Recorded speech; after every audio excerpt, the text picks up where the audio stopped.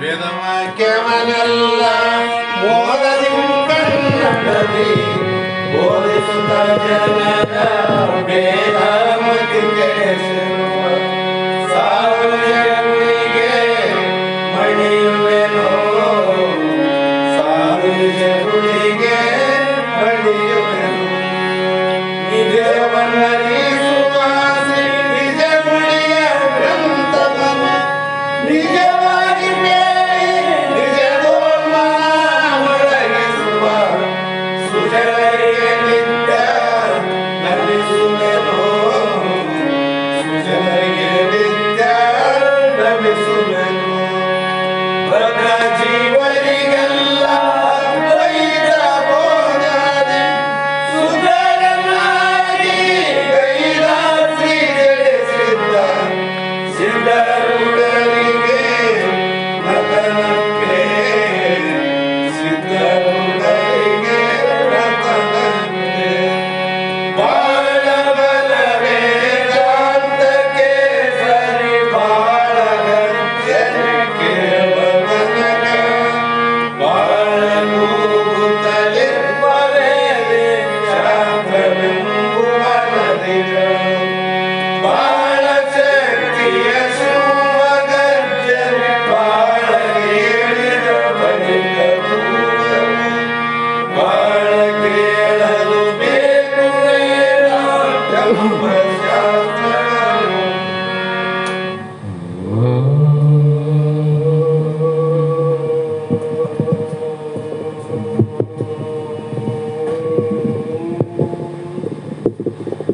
ಗುರು ಬ್ರಹ್ಮ ಗುರು ವಿಷ್ಣು ಗುರುದೇವ ಮಹೇಶ್ವರ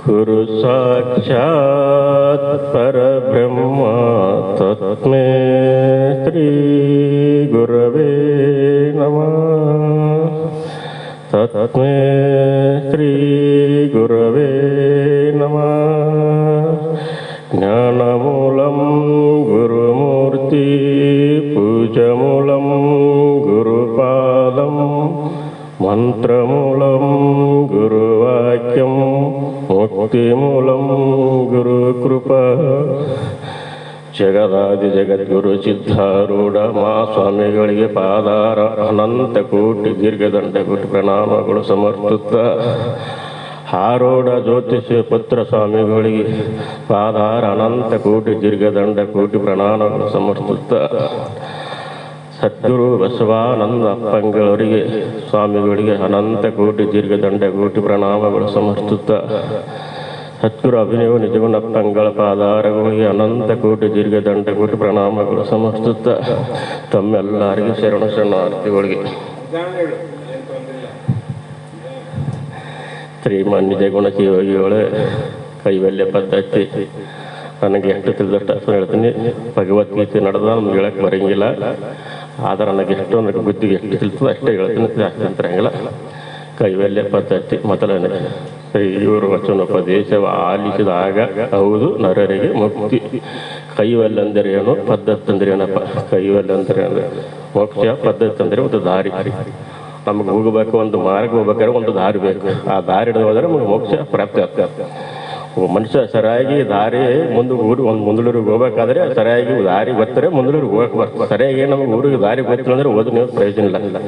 ದಾರಿ ತಪ್ಪಿ ಏನು ಮಾಡ್ತಾನೆ, ಕಾಡಿನ ಹೋಗಿ ಬಿದ್ದು ಆರಣದಾಗ ಬಿದ್ದು ಒಂದು ದುಃಖ ಅನುಭವಿಸ್ತಾರೆ. ಅದಕ್ಕೆ ಅಲ್ಲಿ ಹೋಗಿ ಕಾಡಿನಾಗ ಹೋಗಿ ಬಿದ್ದು ಹೋಗೋದ್ರೊಳಗೆ ಸುತ್ತಮುತ್ತ ನೋಡೋದ್ರೊಳಗೆ ನೋಡಿದ್ರೆ ಹುಲಿ ಇರ್ತಕಾಯಿ ನೋಡೋ ಕೋತಿ ಕಿತಿ ಗುಡ್ಡದಾಗ ನಾನಾ ಥರಗಳು ಇರ್ತವೆ. ಅದರೊಳಗೆ ಬಿದ್ದು ದುಃಖದೊಳಗೆ ಬಿದ್ದು ಈ ಕಡೆ ನೋಡೋದ್ರೊಳಗೆ ಈ ಕಡೆ ಮುಂದೆ ನೋಡಿದ್ರೆ ಬೆಂಕಿ ದಗದಾಗ ಹುಡುಕಂತ ಬರಕತ್ತದ. ಇದ್ರಾಗ ಬಂದು ಎಂಥದ್ರಾಗ ಬಂದು ಬಿದ್ದು ಸಾಯ್ತೀನಲ್ಲಪ್ಪ ಅಂತ ಅವನಿಗೆ ದುಃಖ ಅನುಭವಿಸ್ತಾನೆ.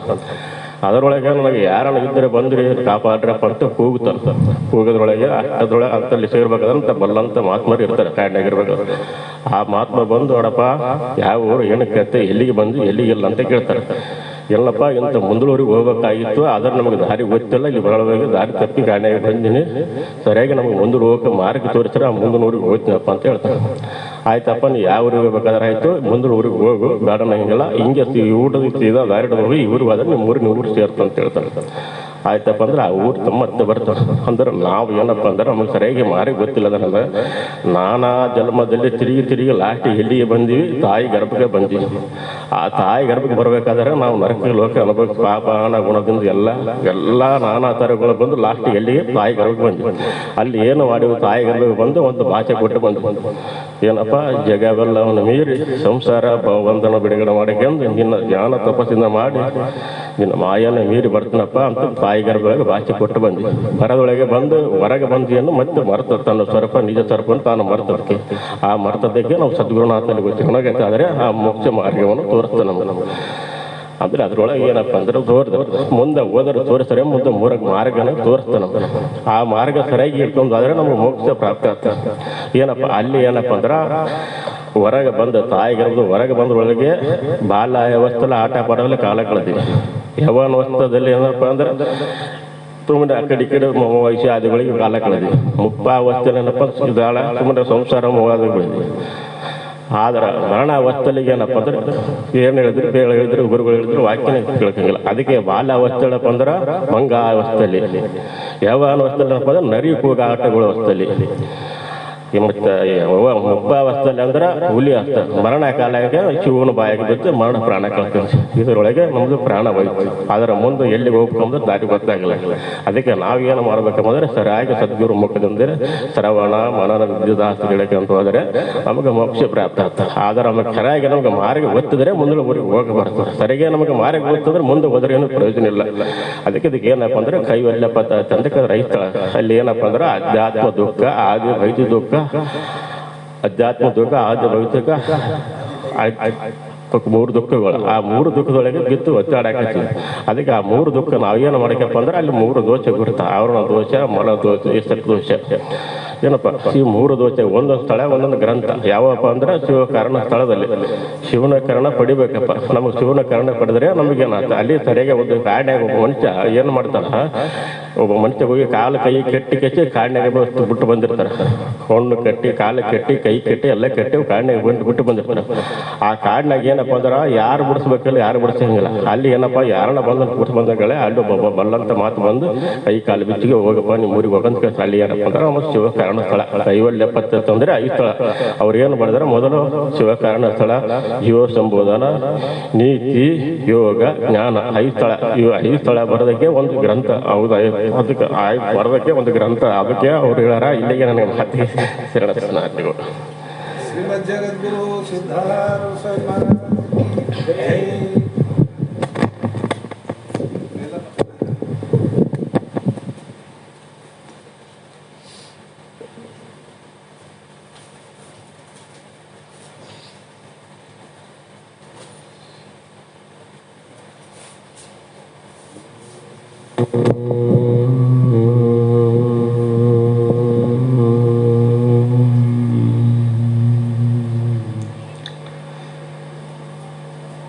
ध्यानमूलो गुरुर्मूर्ति पूजमूलो गुरुर्पादम्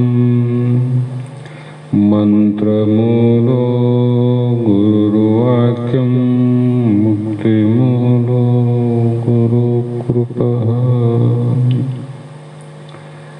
जगदादि जगद्गुरु अद्वैत सार्वभौम ಭಕ್ತರ ಮುಕ್ತರ ಕಲ್ಪವೃಕ್ಷ ಕಾಮಧೇನು ಸಿದ್ಧಾರೂಢ ಮಹಾಸ್ವಾಮಿಗಳ ಶ್ರೀಪಾದ ಪದ್ಮಗಳಿಗೂ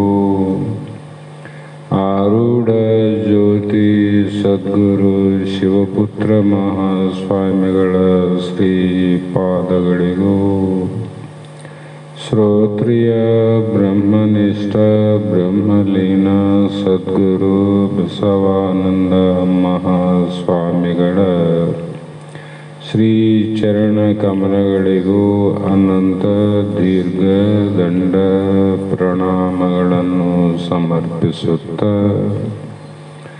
ಸದ್ಗುರು ಸಿದ್ಧಲಿಂಗಪ್ಪ ತಾತ ಕಪಗಲ್ ಇವರನ್ನು ಮನದೋಳು ಧ್ಯಾನಿಸುತ್ತ ತಮ್ಮೆಲ್ಲರಿಗೂ ವಂದಿಸುತ್ತ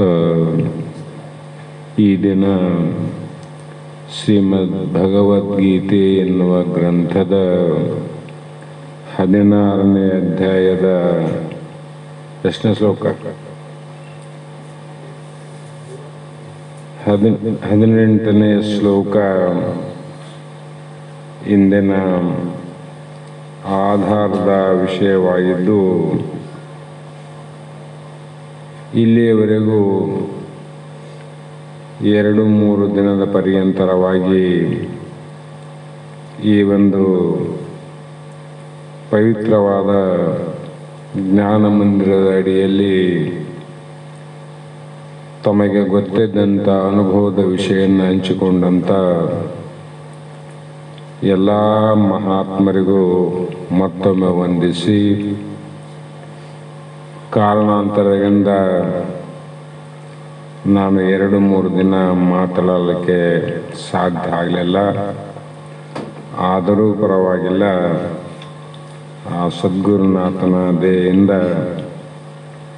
ಅನೇಕ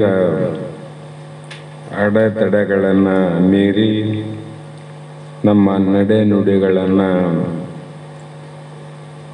ಪ್ರಬಲವಾಗಿ ಮಾಡಿಕೊಂಡಾಗ ಯಾವ ಪ್ರತಿಬಂಧಕಗಳು ಕೂಡ ನಮ್ಮನ್ನು ಅಲುಗಾಡಿಸಲಿಕ್ಕೆ ಸಾಧ್ಯ ಇಲ್ಲ ಅನ್ನುವಂಥ ಮಾತನ್ನು ಹೇಳ್ತಾ, ಈ ಒಂದು 18ನೇ ಅಧ್ಯಾಯದಲ್ಲಿ ಶ್ಲೋಕದಲ್ಲಿ ಏನು ಹೇಳ್ತಾ ಬಂದ್ರೆ, ಅಹಂಕಾರಂ ಬಲಂ ದರ್ಪಂ ಕಾಮಕ್ರೋಧಂ ಚ ಸಂಶ್ರಿತ ಮಮಾತ್ಮ ಪರದೇಹೇಶು ಪ್ರದ್ವಿಷಂತೋ ಅಭ್ಯಸೂಯಕ ಅಂತ ಈ ಒಂದು ಶ್ಲೋಕದಲ್ಲಿ ಅಹಂಕಾರಗಳಿಂದ ಮೆರೆಯುವಂಥ, ಬಲ ದರ್ಪಗಳಿಂದ ಕುಣಿದಾಡುವಂಥ ಅಸುರಿ ಗುಣಗಳುಳ್ಳಂಥ ಮಾನವನು ನರಕದಲ್ಲಿಯೇ ಬಿದ್ದು ಮನುಷ್ಯ ಜನ್ಮವನ್ನು ಕಳೆದುಕೊಳ್ಳುತ್ತಾನೆ ಎಂದರು. ನಾವು ಈ ಜನ್ಮಸ್ಥೆ ಬರುವಷ್ಟಾದರೂ ನಾವು ಸಾಧನೆಯನ್ನು ಮಾಡಿಕೊಂಡು ಮುಂದಿನ ಜನ್ಮದಲ್ಲಿ ಪುನಃ ಮಾನವನಾಗಿ ಹುಟ್ಟಬೇಕಾಗಿದ್ದರೆ ಇಷ್ಟಾದರೂ ನಾವು ಮಾಡಬೇಕಂತ, ಇಷ್ಟಾದರೂ ಮಾಡಬೇಕು. ಏನು? ಅಹಂಕಾರ, ಬಲವನ್ನು, ದರ್ಪ, ಕಾಮವನ್ನು ಮತ್ತು ಕ್ರೋಧವನ್ನು ಆಶ್ರಯಿಸಿಕೊಂಡ ನಮ್ಮ ದೇಹದಲ್ಲಿ ಪರದೇಹದಲ್ಲಿ ಇರುವ ಪರಮೇಶ್ವರನಾದ ನನ್ನನ್ನು ದ್ವೇಷಿಸುತ್ತಿರುವ ಅಸೂಯೆ ಎಂದು. ಇದರಿಂದ ಏನಾಗ್ತದೆ ಅಂದ್ರೆ ಹೊಟ್ಟೆ ಕಿಚ್ಚು ಉತ್ಪತ್ತಿ ಆಗ್ತದೆ. ಯಾರ ಮೇಲೆ ಅಸೂಯೆ ಅಂದರೆ ಅವ್ರು ಎಷ್ಟು ಅಸೂಯೆ ಹೊಟ್ಟೆ ಕಿಚ್ಚು ಪಡ್ತಾರ ಅಂತ ನಾವು ಪ್ರಪಂಚದಲ್ಲಿ ಮಂದಿ ಹೇಳ್ತೀವಿ. ಆದರೆ ಈ ಕೆಟ್ಟ ಗುಣಗಳು ನಮ್ಮಲ್ಲಿರುವಂಥ ಪರಮಾತ್ಮನನ್ನೇ ಅಸೂಯೆ ಭಾವನೆಯಿಂದ ನೋಡಿದಾಗ ನರಕಲೋಕವೇ ಪ್ರಾಪ್ತಿ ವಿನಃ, ಅಂದ್ರೆ ಏನು ಪಡ್ಕೊಂಡಿವಿ ಅಂದರೆ ಯಾವುದನ್ನು ವರ್ತಮಾನದಲ್ಲಿ ಪಡ್ಕೊಂಡಿವಿ ಅದನ್ನು ಕಳ್ಕೊಂತೀವಿ ವಿನಃ ಪಡ್ಕೊಳ್ಳೋದಂತೂ ದೂರ ಇರ್ತದೆ. ಮಾನವ ಜನ್ಮ ಶ್ರೇಷ್ಠ ಅಲ್ಲ, ಇದನ್ನು ಪಡೆದು ಬಂದೀವಿ. ಇದನ್ನ ಉಳಿಬೇಕಾಗಿತ್ತಂದ್ರೆ ಇವು ಇರಬಾರದು. ಎದ್ದು ಅಂದರೆ ಇದನ್ನು ಕಳ್ಕೊಂತೀವಿ. ಕೆಲವು ಸಲ ಅಧಿಕಾರಿಗಳು ಕೆಲಸ ಮಾಡುವಂಥ ಕ್ಷೇತ್ರದಲ್ಲಿ ದೊಡ್ಡ ದೊಡ್ಡ ಹುದ್ದೆಯಲ್ಲಿ ಅವ್ರ ಕಾರ್ಯವನ್ನು ನಿರ್ವಹಿಸ್ತಾರೆ. ಅವರು ಉತ್ತಮವಾದ ಕಾರ್ಯವನ್ನು ಮಾಡ್ತಾ ಹೋದಂತೆಲ್ಲ ಮತ್ತಿಷ್ಟು ಪ್ರಮೋಷನ್ಗಳು ಹೆಚ್ಚಾಗಿ ಹೆಚ್ಚಿನ ಹುದ್ದೆಯನ್ನು ಪಡ್ಕೊತಾರೆ. ಮೊದಲು ಇಂಜಿನಿಯರ್ ಆಗಿದ್ರು, ಆಮೇಲೆ ಎಕ್ಸಿಕ್ಯೂಟಿವ್ ಇಂಜಿನಿಯರ್ ಆದರು, ಆಮೇಲೆ ಸೂಪರಿಂಟೆಂಡೆಂಟ್ ಇಂಜಿನಿಯರ್ ಆದರು, ಆಮೇಲೆ ಚೀಫ್ ಇಂಜಿನಿಯರ್ ಆದರು, ಆಮೇಲೆ ED ಅಂತಾದರು, GM ಅಂತಾದರು. ಆಗಿರಲಿಲ್ಲ. ಯಾಕಾದರೂ ಅಂದರೆ ಒಳ್ಳೆಯ ಸೇವಾ ಮನೋಭಾವನೆ ಇದೆ ಅಂತ ಅವ್ರಿಗೆ ಪ್ರಮೋಷನ್ ಆಗ್ತದೆ. ಅದರಲ್ಲಿ ಕೆಟ್ಟದ್ದು ಏನಾನ ಅವರು ಮಾಡಿದರೆ ಅವ್ರಿಗೇನೋ ಡಿಮೋಷನ್ ಅಂತ. ಮತ್ತೆ ಕೆಳಗೆ ತಳ್ತಾರೆ ವಿನ ಮೇಲೆ ಕೊಡೋಂಗಿಲ್ಲ. ಈ ಜಗತ್ತಿನ ಮಾನವರು ಮಾಡಿದಂಥ ಉನ್ನತೀಕರಣಕ್ಕೆ ಇಷ್ಟು ಗುಣಗಳು, ಇಂಥ ಒಂದು ಅಭ್ಯಾಸ, ಇಂಥ ಒಂದು ಕ್ವಾಲಿಫಿಕೇಷನ್ನು, ಇಷ್ಟು ಅನುಭವ ಬೇಕಂತ ಇದ್ದಾಗ ಕೊಡ್ತಾರೆ. ಭಗವಂತ ನಮಗೆ ಸುಮ್ಮನೆ ಕೊಟ್ಟಿಲ್ಲ. ಮಾನವ ದೇಹ ಸುಮ್ಮನೆ ಕೊಟ್ಟಿಲ್ಲ. ಬಹಳ ಉತ್ತಮವಾದ ಪುಣ್ಯ ಕಾರ್ಯಗಳನ್ನು ಮಾಡಿ ಪಡ್ಕೊಂಡಿವಿ. ಈ ಪಡ್ಕೊಂಡ ಮೇಲೆ ಇದರಲ್ಲಿ ಎರಡು ಕೆಲಸ ಅದ. ಮತ್ತು ಇನ್ನು ಹೆಚ್ಚಿಂದು ಪಡ್ಕೋಬೋದು ಅಥವಾ ಇದ್ದದ್ದನ್ನು ಕಳ್ಕೋಬೋದು, ಎರಡಾವಲ್ಲ. ಅದರಂತೆ ಮೂಲದಲ್ಲಿ ಪ್ರಥಮದಲ್ಲಿ ಅಸುರಿ ಪುರುಷರು ಅಂದರೆ ಕೆಟ್ಟ ಗುಣಗಳು ಉಳ್ಳುವಂಥ ರಾಕ್ಷಸ ಗುಣಗಳಂತ ಇನ್ನು ಗುಣ ಹೇಳ್ಕೊಂತ ಬಂದಲ್ಲ. ಅವರಲ್ಲಿ ಏನಿರ್ತದಂದರೆ ಕಾಮ, ಕ್ರೋಧ, ದರ್ಪ, ಬಲ ಮತ್ತು ಮದ ಅನ್ನುವಂಥ 5 ಗುಣಗಳು ಅವರಲ್ಲಿ ತಾಂಡಾಡ್ತಪ್ಪ. 5 ಗುಣಗಳು. ಅಹಂಕಾರ ಅಂದ್ರೆ ಏನು? ನಾವು ಅಹಂಕಾರ ಅಂತೀವಿ. ನಾನೆಂಬ ಅಭಿಮಾನ ರೂಪವೇ ಅಹಂಕಾರ. ಮತ್ತು ನಿರಹಂಕಾರ ನಿನ್ನೆ ಕಾರ್ಯಕ್ರಮ ಆಯ್ತಲ್ಲ ಬಸವ ಕಲ್ಯಾಣ ಮಂಟಪದಲ್ಲಿ. ನಾನು ಎಂಬುವ ಅಭಿಮಾನ ರೂಪವೇ ಅಹಂಕಾರ. ನಾನು ಅಲ್ಲ ಅನ್ನೋದೇ ನಿರಹಂಕಾರ. ದೇಹ ನಾನನ್ನುವ ಅಭಿಮಾನವೇ ಅಹಂಕಾರ. ದೇಹ ನಾನಲ್ಲ ಅಂತ ತಿಳಿದೇ ನಿರಹಂಕಾರ. ಅಲ್ಲಿ ಸರ್ವ ಪ್ರಾಣಿಗಳಲ್ಲಿ ಇವು ಸಮಾನವಾಗಿ ಇದ್ದರೂ ಕೂಡ ಇಲ್ಲಿ ಅಹಂಕಾರ ಎಂಬ ಶಬ್ದದಿಂದ ಗ್ರಹಿಸಿಕೊಡೋದು. ಇದನ್ನ ಅಹಂಕಾರ ಅಂತ ಅನ್ನಂಗಿಲ್ಲ. ಇದಕ್ಕೇನಂದ್ರೆ ತನ್ನಲ್ಲಿ ಇಲ್ಲದಿರುವ ಗುಣಗಳನ್ನು ತಾನು ಆರೋಪಿಸಿಕೊಂಡು ಅವುಗಳಿಂದ ನಾನೇ ದೊಡ್ಡವನೆಂದು ಪಡುವ ಅಭಿಮಾನವೇ ಅಹಂಕಾರ. ನಮ್ಮಲ್ಲಿ ಆ ಮಹಾತ್ಮರ, ಜ್ಞಾನಿಗಳ, ಸತ್ಪುರುಷ, ಸಂತರ ಗುಣಗಳಿಲ್ಲ. ಇಲ್ಲದಿದ್ದರೂ ಕೂಡ ಎಲ್ಲವೂ ನನ್ನಲ್ಲಿ ಆದ ಅಂತ ತೋರಿಸಿಕೊಳ್ಳುವುದೇನದಲ್ಲ, ಇದಕ್ಕೆ ಅಹಂಕಾರ. ಇದಕ್ಕೆ ಅಹಂಕಾರ. ಇದು ಅಸುರಿ ಪುರುಷರಲ್ಲಿ ಯಾರಲ್ಲಿ ಇರ್ತದಂದ್ರೆ ರಾಕ್ಷಸ ಗುಣಗಳು ಇರುವಂಥವರಲ್ಲಿ ಇರ್ತದೆ ವಿನ ಮಹಾತ್ಮನಲ್ಲಿ ಇರೋದಿಲ್ಲ ಅಂತ. ಮಹಾತ್ಮನಲ್ಲಿ ಇರೋದಿಲ್ಲ. ಅದಕ್ಕಾಗಿ ಸಾಮಾನ್ಯ ಜನರಿಂದ ಕೂಡಿಕೊಂಡು ಮಹಾತ್ಮರ, ಶರಣರ, ಸತ್ಪುರುಷರ ಪರ್ಯಂತರವಾಗಿ ಮೊದಲು ಏನನ್ನ ತಿಳ್ಕೋ ಸರಿಯಾಗಿ ಅಂದರೆ ಮೊದಲು ನಾನು ಆರು ಅನ್ನುವುದನ್ನು ಸರಿಯಾಗಿ ನಾವು ಅರ್ಥ ಮಾಡಿಕೊಳ್ಳಬೇಕು. ಅದನ್ನು ಸರಿಯಾಗಿ ಅರ್ಥ ಮಾಡಿಕೊಳ್ಳಬೇಕಾಗಿದ್ದರೆ ಅದನ್ನು ಸರಿಯಾಗಿ ತಿಳಿಸುವಂಥ ಒಬ್ಬ ಗುರು ಬೇಕು. ಗುರು ಅಂದರೆ ಯಾರು ಅನ್ನೋ ಪ್ರಶ್ನೆ ಇಲ್ಲಿ ಬರ್ತದೆ. ಎಲ್ಲರಿಗೂ ಮೂಲವಾದ ಪ್ರಶ್ನೆ. ನಾವೆಲ್ಲರಿಗೂ ಗುರು ಗುರು ಗುರು ಅಂತೀವಿ. ಗುರು ಅಂದರೆ ಯಾರು? ಯಾರಿಗೆ ಗುರು ಅನ್ನಬೇಕು? ಗುರುವಿನಲ್ಲಿ ಏನು ಲಕ್ಷಣ ಇರಬೇಕು? ಗುರುವಿನಲ್ಲಿ ನಡೆ ನುಡಿಗಳು ಹೇಗಿರಬೇಕು? ಆ ಗುರುವಿನ ಕಾರ್ಯ ಏನು ಮಾಡಬೇಕು ಅನ್ನೋದನ್ನು ನಾವು ಸ್ಪಷ್ಟವಾಗಿ ತಿಳ್ಕೋಬೇಕು. ಜಗತ್ತಿನಲ್ಲಿ ಬಹಳ ಹೆಸರಿನಿಂದ ಇರುವಂಥ ಗುರುಗಳಾರ. ಬಹುನಾಂ ಸಂತತಿ. ಗುರುಗಳ ಸಂಖ್ಯೆ, ಗುರುಗಳ ಸಂತತಿ, ಗುರುಗಳ ವಂಶ ಎಷ್ಟ ಅಂದರೆ ಬಹುನಾಮ್ ಅಂದ್ರು.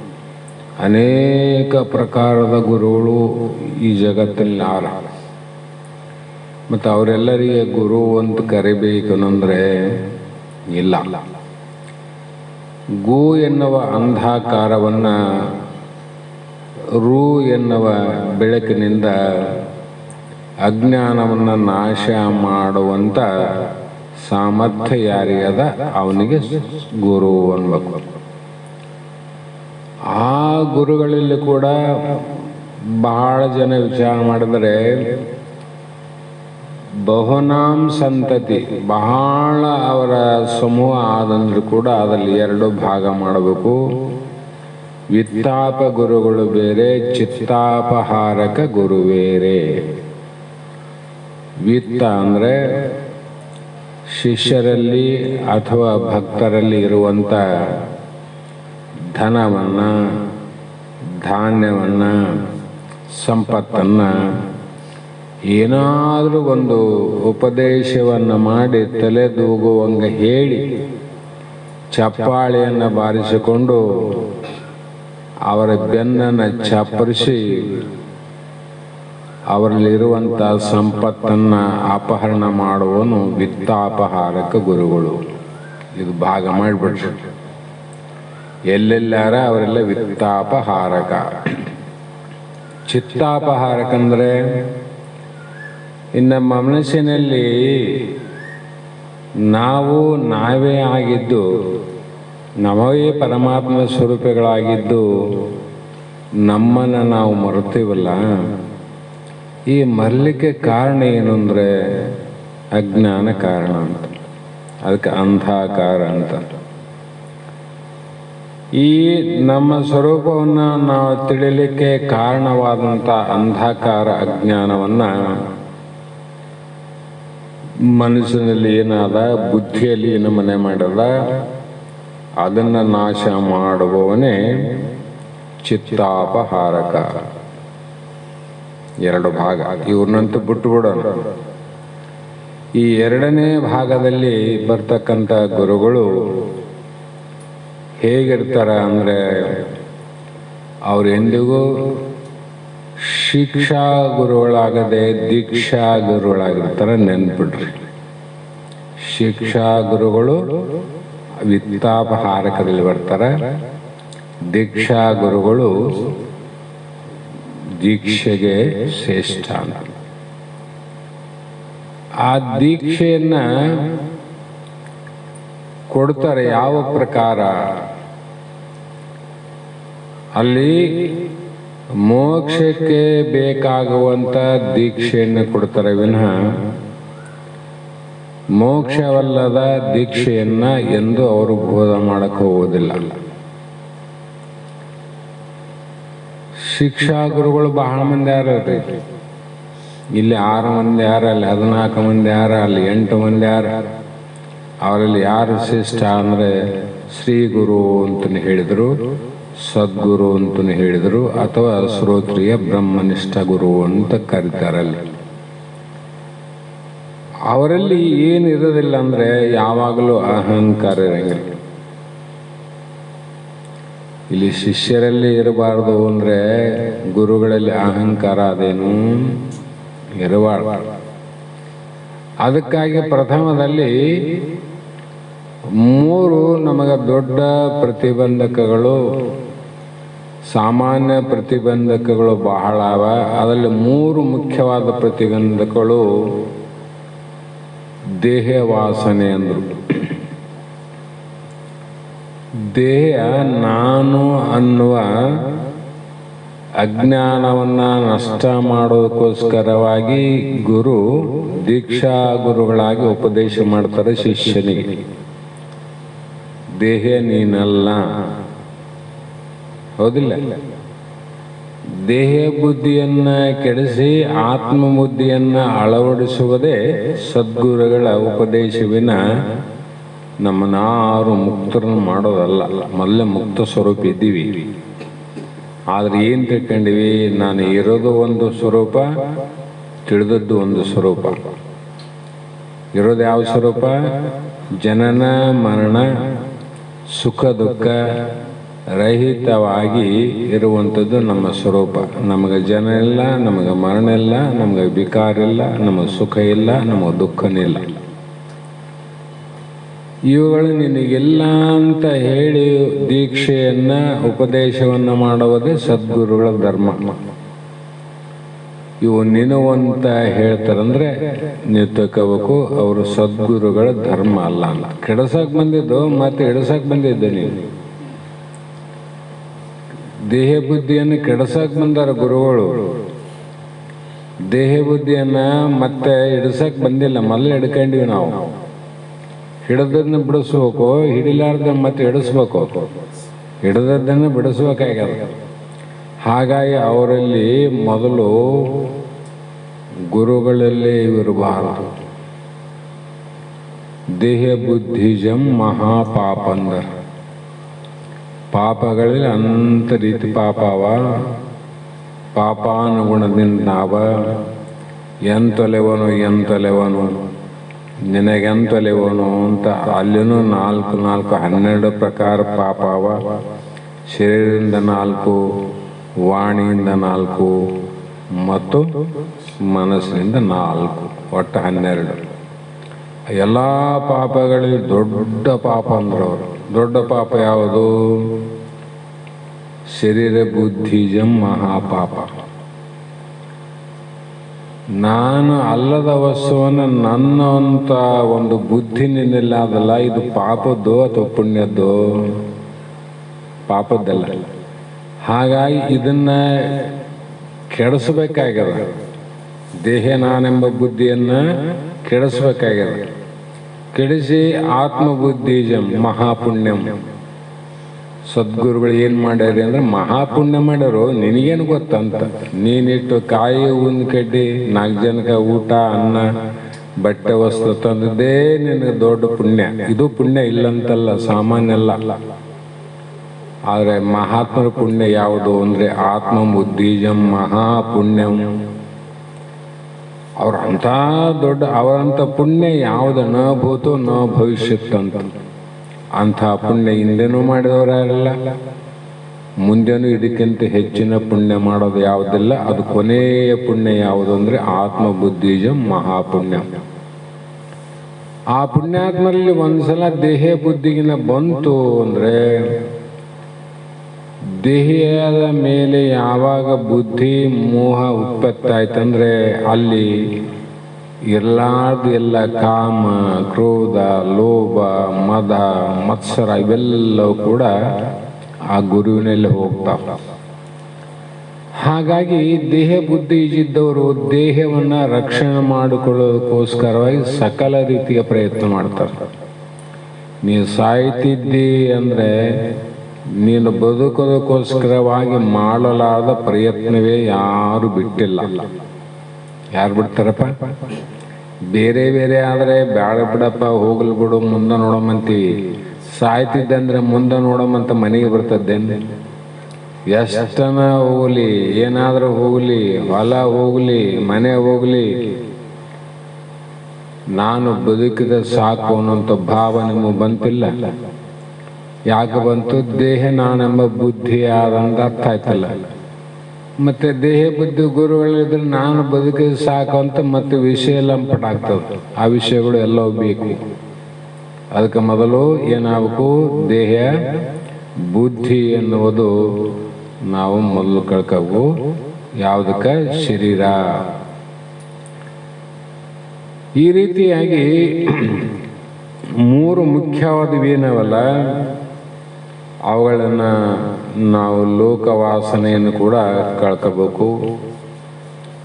ಆ ಲೋಕವಾಸನೆ ನಮ್ಮಲ್ಲಿತ್ತಂದರೆ ಲೋಕದವರಲ್ಲಿ ನಾನೇ ಶ್ರೇಷ್ಠ ಅನ್ನುವ ಅಹಂಕಾರ ಬರ್ತದ. ಇದು ಭಾಳ ಸೂಕ್ಷ್ಮ ಅದ. ನಾನೇ ಶ್ರೇಷ್ಠ, ನನ್ನಂಗೆ ಯಾರು ತಿಳ್ಕೊಂಡಾರ, ನಾನು ಎಲ್ಲವೂ ಬಲ್ಲವನು, ಎಲ್ಲವೂ ತಿಳಿದವನು.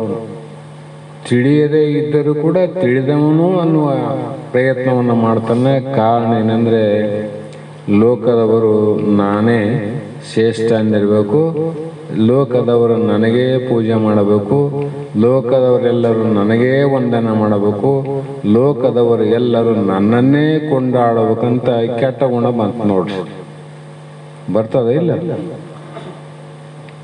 ಅಂದರೆ ಮತ್ತೆ ಇವನಿಗೇನಾಯ್ತು? ಗುರುವಾಗಿ ಲಾಭ ಏನಂತ ಇವು ಶಿಷ್ಯರಲ್ಲೇ ಇರಬಾರ್ದು. ಈಗ ಹೇಳೋದು ನಾವು ಮೊದಲು ಗುರುವನ್ನು ಹುಡುಕಿದ್ರೆ ಶಿಷ್ಯರದ್ದು ಗೊತ್ತಾಗ್ತದೆ. ಗುರುವಿನಲ್ಲೇ ಇರಬಾರ್ದು ಅಂದರೆ ನಮ್ಮಲ್ಲಿ ಕೂಡ ಇವು ಪಾಪದ ಕಾರ್ಯ ಅಂತ ಅವರು ಬಿಡಕ್ಕೆ ಬರ್ತಾರೆ. ಮತ್ತು ನೀ ದೇಹ ವಾಸನೆಯನ್ನು ಲೋಕವಾಸನೆ ಇಟ್ಟುಕೊಂಡು ಎಷ್ಟು ದೀಕ್ಷೆ ಮಾಡಿದ್ರು ಕೂಡ, ಎಷ್ಟು ಉಪದೇಶ ಮಾಡಿದ್ರು ಕೂಡ ಶಿಷ್ಯನಿಗೆ ಈ ಲೋಕದ ಯಾವ ವಿಚಾರಗಳು, ದೇಹ ನಾನೆಂಬ ಬುದ್ಧಿ ಅವರಲ್ಲಿ ಹೋಗೋದಿಲ್ಲ. ಯಾಕೆ ಹೋಗೋದಿಲ್ಲ?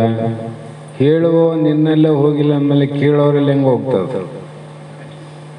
ಕಠಿಣ ಆದಲ್ಲ. ಅವ್ರಿಗೇನಾಗ್ತದ? ಇದು ಹೇಳೋದು ಇಷ್ಟೇ ಇರಬಹುದು, ನಡೆಯಲಿ ಇಷ್ಟೇ ಇರಬಹುದಂತ ಅವ್ರ ನಡೆಯನ್ನು ತಂದು ಕೊಡುವ ಪ್ರಯತ್ನ ಅಂತೂ ಎಂದೂ ಮಾಡಂಗಿಲ್ಲ. ನೀನೇ ಮಾಡಿಲ್ಲ. ನಾವು ಚಿಕ್ಕವರಿರುವಾಗ ಹೇಳ್ತಿದ್ರು, ಶಾಲೆ ಮಾಸ್ತರ ನಿಂತು ಹುಚ್ಚವಿದ್ರೆ ಹುಡುಗರು ನಿಂತವೈತು ಅಂತವು. ಹುಡುಗರಿಗೆ ಯಾಕೆ ನಿಂತು ಒಯ್ಬೇಕಂತ ಬಂತಂದ್ರೆ ಮೇಷ್ಟ್ರು ಮಾಡ್ತಾನಲ್ಲ, ಮೇಷ್ಟ್ರು ನಿಂತು ಮೂತ್ರ ಮಾಡ್ತಾನಂದ್ರೆ ನಾವು ನಿಂತ ಮಾಡ್ಬೇಕಂತ ಉಪದೇಶ ಮಾಡಿಲ್ಲ, ನೋಡಿ ಕಲ್ತ್ಬಿಟ್ಟು. ಹಾಗಾಗಿ ನಾವು ಉಪದೇಶ ಎಷ್ಟೇ ಮಾಡಿದ್ರು ಕೂಡ ಉಪದೇಶ ಮಾಡುವಂಥ ಮಹಾತ್ಮರನ್ನ, ಉಪದೇಶವನ್ನು ಕೇಳಿದಂಥ ವ್ಯಕ್ತಿಗಳು ಪರೀಕ್ಷೆ ಮಾಡ್ತಾರೆ. ನಮಗೆ ಗೊತ್ತಿದ್ದು ಮಾಡ್ತಾರಂತ ಗೊತ್ತಿಲ್ಲೂ ಮಾಡೋರಾರ. ಜಗತ್ತಿನ ಬಹಳ ಮಂದಿ ಪಂಡಿತರಾರ. ಅವ್ರು ನಮ್ಮನ್ನು ಪರೀಕ್ಷೆ ಮಾಡಲಿ ಅಥವಾ ಮಾಡದೇ ಇರಲಿ, ಆದ್ರೆ ನಮ್ಮಲ್ಲಿ ಮೊದಲೇನಾಗಬೇಕಂದ್ರೆ ಈ ದೇಹ ವಾಸನೆ ಅನ್ನೋದು ಕೆಡಬೇಕು, ಲೋಕವಾಸನೆ ಕೆಡಬೇಕು. ಇನ್ನೊಂದು ಉಳಿತು ಶಾಸ್ತ್ರ ವಾಸನೆ. ಇದು ಅಹಂಕಾರದ ತಮೋ ಗುಣ. ಇದು ಅಹಂಕಾರದ ತಮೋ ಗುಣ ಅಂತ ಅರ್ಥ ಆಯ್ತಲ್ಲ, ತಮೋ ಗುಣ ಅಂತ. ಇದು ಏನಂದ್ರೆ ಮುಳ್ಳಿದ್ದಂಗಂತ. ಇದು ಮುಳ್ಳು. ಶಾಸ್ತ್ರದಲ್ಲಿ ನಾನಾಗಲೇ ಹೇಳ್ದಂಗ ನಾನೇ ಬಹಳ ತಿಳ್ಕೊಂಡೀನಿ, ನನ್ನಷ್ಟು ತಿಳಿದವ್ರು ಯಾರಿಲ್ಲ ಅನ್ನೋದು ಏನು ಉಳಿತಿಲ್ಲ. ನಿನಗೇನಾಯ್ತು ಅಂದ್ರೆ ನರಕ ಲೋಕವೇ ಪ್ರಾಪ್ತಿ. ಆದ್ರೆ ಒಂದು ಮಾತು, ಈ ದೇಹ ವಾಸನೆ ಲೋಕವಾಸನೆಯನ್ನ ಶಾಸ್ತ್ರ ವಾಸನೆಯಿಂದ ಕಳ್ಕೋಬೇಕು. ಅಲ್ಲಿವರೆಗೂ ಶಾಸ್ತ್ರ ಬೇಕು, ಲಕ್ಷದ ಗಡ್ರಿ, ಅಲ್ಲಿವರೆಗೂ ಶಾಸ್ತ್ರ ಬೇಕು. ಇವೆರಡು ಕಳ್ಕೊಂಡಿಲ್ಲ, ಶಾಸ್ತ್ರ ವಾಸನೆ ತಾನಾಗಿ ಹೋಗ್ತದ. ಅದನ್ನ ಕಳ್ಕೊಳ್ಳೋ ಪ್ರಯತ್ನ ಮಾಡೋದು ಬೇಕಾಗಿಲ್ಲ. ಇವತ್ತು ಯಾರೋ ನಮ್ಮ ಚಂದ್ರು ಅಂತೇಳಿ ಅವರ ಆಧ್ಯಾತ್ಮಿಕವಾದಿಗಳು ಇವತ್ತು ಫೋನ್ ಮಾಡಿದರು. ಇದು ಹೆಂಗೆ ಹೋಗ್ತದ್ರಿ ಶಾಸ್ತ್ರ ವಾಸನೆ? ಏನು ಪ್ರಯತ್ನ ಮಾಡಬಾರ್ದೇನು? ಪ್ರಯತ್ನ ಮಾಡಬೇಕು ಅಂದಾಗ ಪ್ರಯತ್ನ ಮಾಡೋದು ಬೇಕಾಗಿಲ್ಲ. ಇವೆರಡಕ್ಕೆ ಪ್ರಯತ್ನ ಮಾಡೋದು. ಅದು ಶಾಸ್ತ್ರ ವಾಸನೆಯಿಂದ ಪ್ರಯತ್ನ ಮಾಡೋದು ಮಾಡಿ. ಉದಾಹರಣೆ, ಕಟ್ಟಿಗೆ ಯಾವಪ್ಪ ನಾವು ಸುಡಬೇಕಲ್ಲ, ಬೆಂಕಿ ಹಚ್ಚಬೇಕು. ಬೆಂಕಿಯಿಂದ ಕಟ್ಟಿಗೆ ಸುಟ್ಟೋದ್ವಲ್ಲ, ಸುಟ್ಟೋದ್ಮೇಲೆ ಸುಟ್ಟಂತ ಬೆಂಕಿ ತಾನು ಹೋಯ್ತಿಲ್ಲ ಸ್ವಲ್ಪತ್ನಾಗ. ಅದಕ್ಕೆ ಪ್ರಯತ್ನ ಮಾಡಿದ್ದೇನು?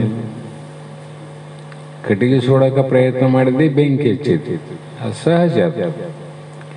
ಬೆಂಕಿ ನಷ್ಟ ಆಗಿ ಏನು ಪ್ರಯತ್ನ ಮಾಡಿದ್ದೆ? ಏನಿಲ್ಲ. ತನ್ನಷ್ಟಕ್ಕೆ ತಾನೇ ನಷ್ಟ ಆಯ್ತು. ಕಟ್ಟಿಗೆ ಇರ್ತದ, ಕಟ್ಟಿ ಸುಟ್ಟ ಮೇಲೆ ತಾನೇ ನಷ್ಟ ಆಗ್ತದೆ.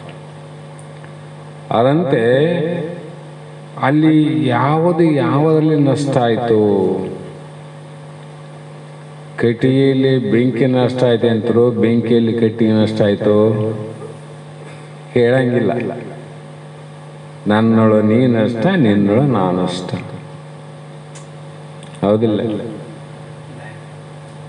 ಹಾಗಾಗಿ ನಮ್ಮಲ್ಲಿ ಈ ಎರಡು ವಾಸನೆಗಳು ಇರೋ ತನಕ ಶಾಸ್ತ್ರ ವಾಸನೆ ಬೇಕೇ ಬೇಕು.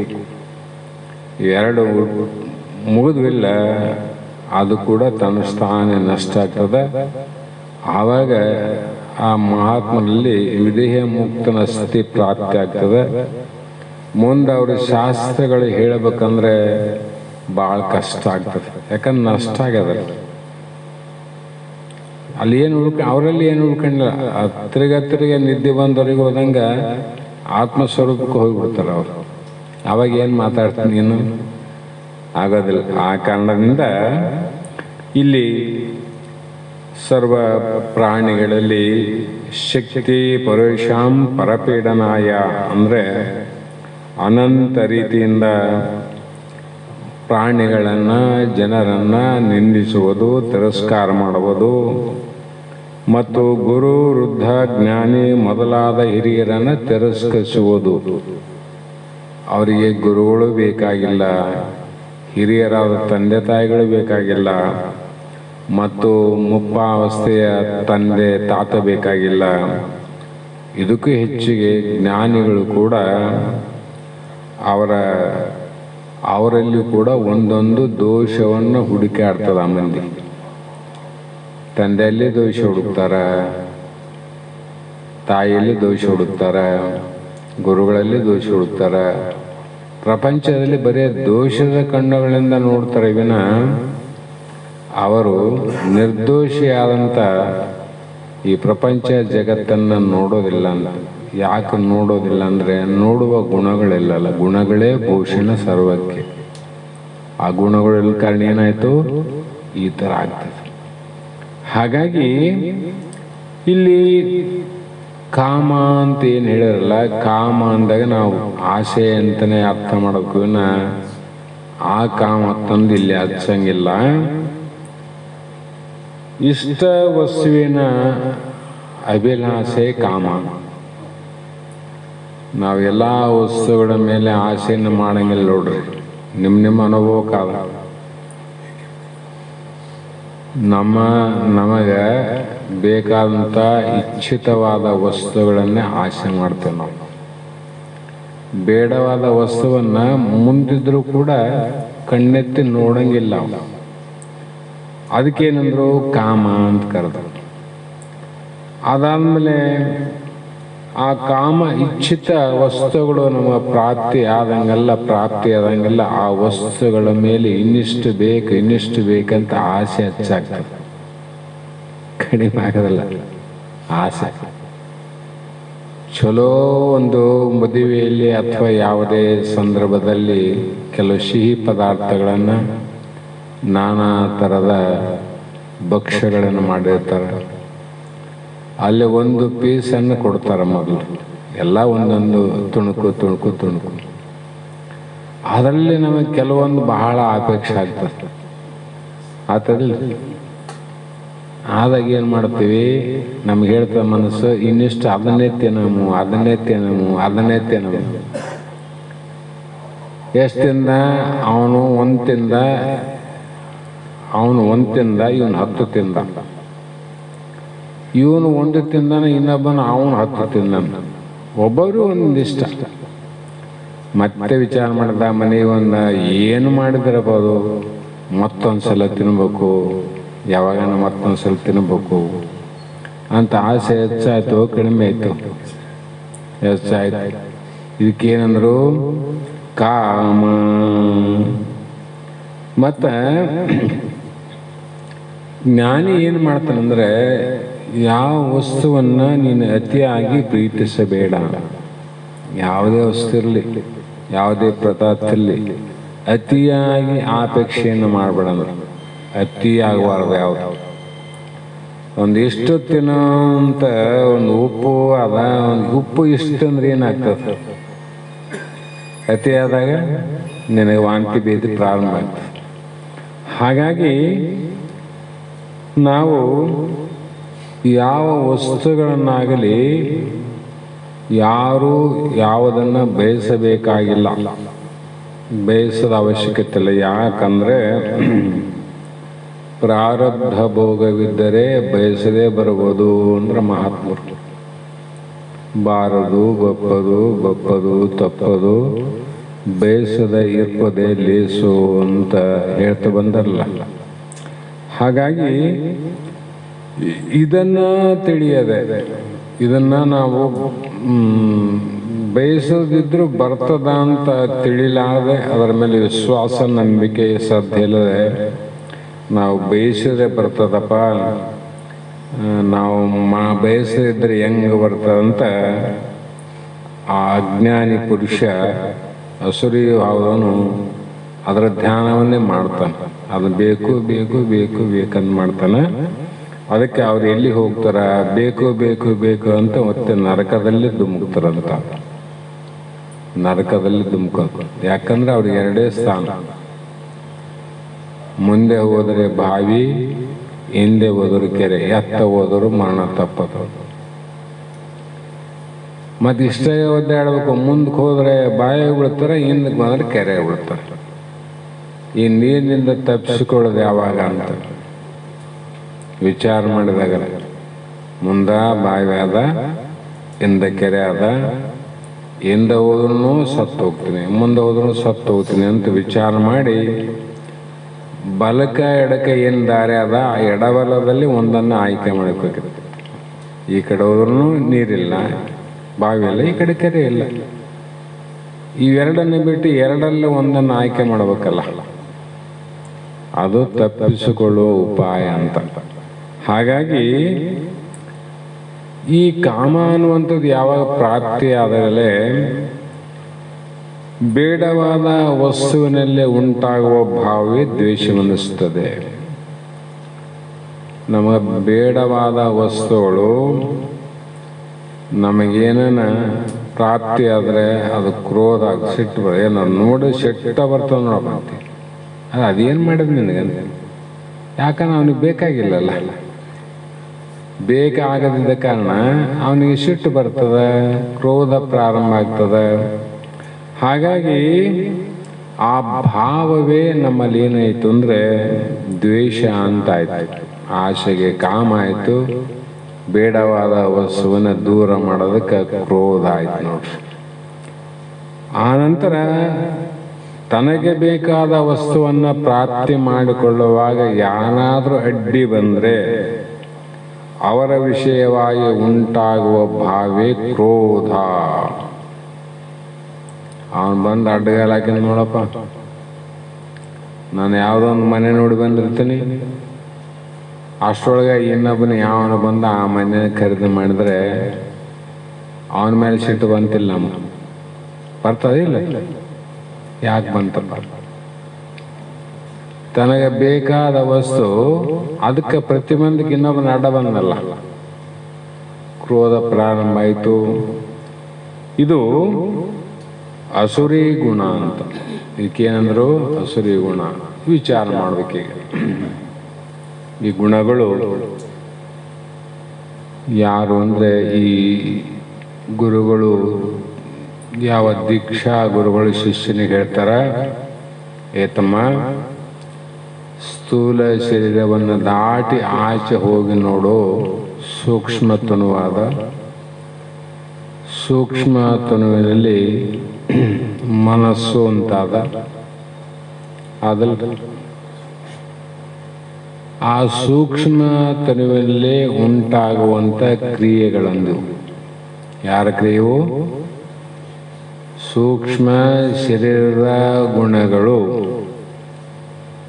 ಹಾಗಾಗಿ ಇಂಥ ಸೂಕ್ಷ್ಮ ಶರೀರ, ಅದರ ಗುಣಗಳು ನೀ ತಿಳಿತಿದ್ದಿಲ್ಲ.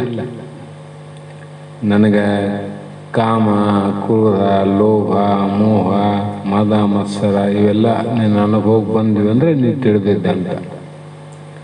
ಯಾವಾಗ ಇವನ್ನ ತಿಳಿತಿದ್ದು ತಮ್ಮ ಅಂದರೆ ಶಾಸ್ತ್ರ ದೃಷ್ಟಿಯಿಂದ ತೋರುವ ತನೋ ನೀನಲ್ಲ ಅಂತ ಹೇಳಿವಿ. ಹೌದಂತ ಒಪ್ಪಿಕೊಂಡಿ.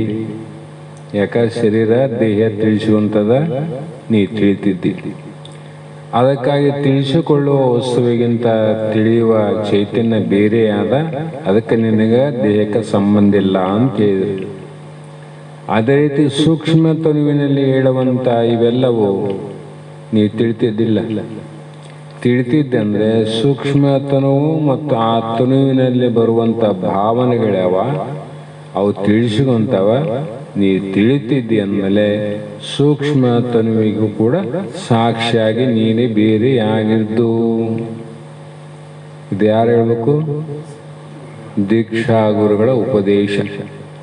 ಸುಮ್ಮನೆ ಏನೋ ಬಜಾರ ಅಲ್ಲಿ ತಿರುಗಾಡಿ ಬಂದು ಉಳಿದದ್ದು ಮರ್ಯಾದಲ್ಲ. ನೇರವಾಗಿ ಏನಾದ ಇಲ್ಲಿ ಅಂದರೆ ಇದನ್ನ ಕೆಡಿಸಕ ಈ ತನುಭಾವಗಳಿ ಶರೀರ ಭಾವ ಯಾವಾಗ ಅಳ್ತಿಲ್ಲ ಅವಾಗೇ ನೀವು ಪರಮಾತ್ಮ ಸ್ವರೂಪಗಳೇ.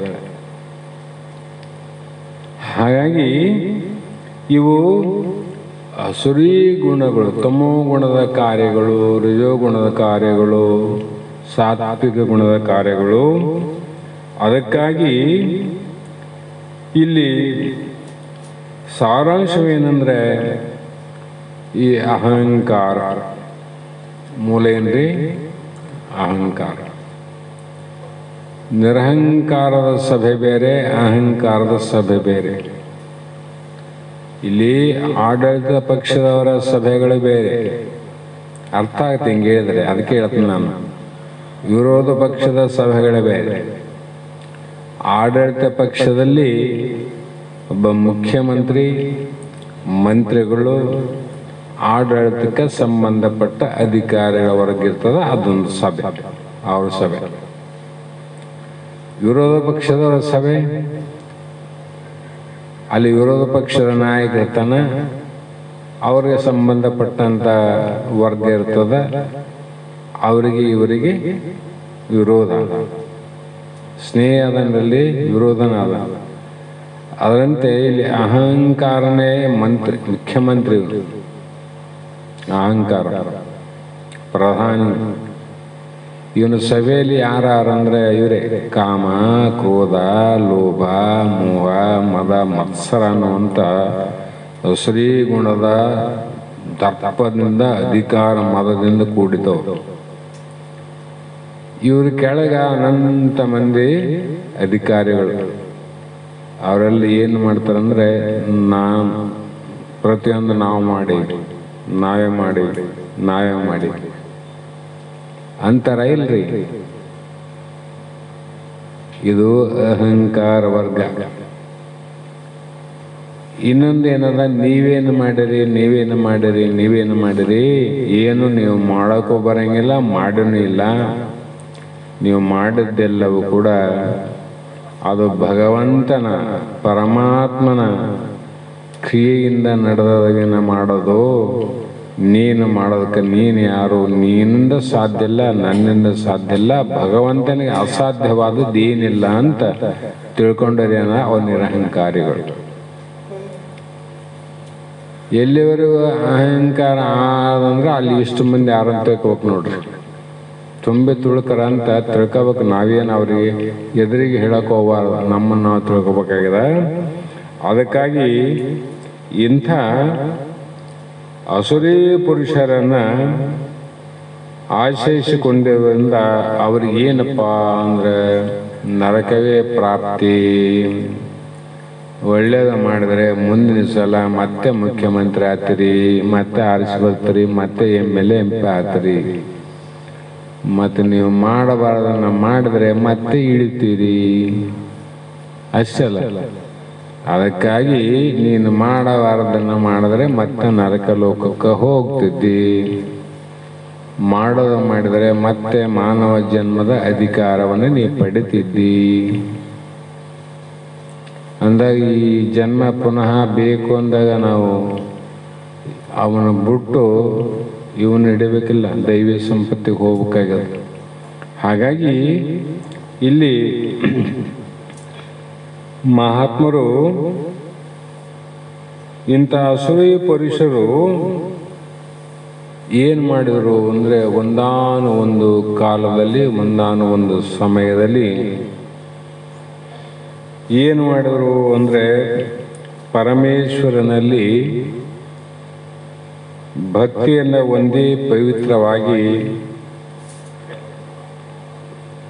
ನರಕದಿಂದ ತಪ್ಪಿಸಿಕೊಳ್ಳಬಹುದಲ್ಲವೇ ಅಂತ ಹಿಂದೆ ಎಷ್ಟೋ ಜನ ದುರ್ಮಾರ್ಗಿಗಳು, ಕೆಟ್ಟ ಗುಣದವರು, ಪಾಪಿಗಳು ನಂತರ ಕಾಲಾಂತರದಲ್ಲಿ ಸಾಧುಗಳಾಗಿದ್ದು ಅನಂತ ಪುರಾಣಗಳಿಂದ ನಮ್ಗೆ ಗೊತ್ತಾಗ್ತದೆ.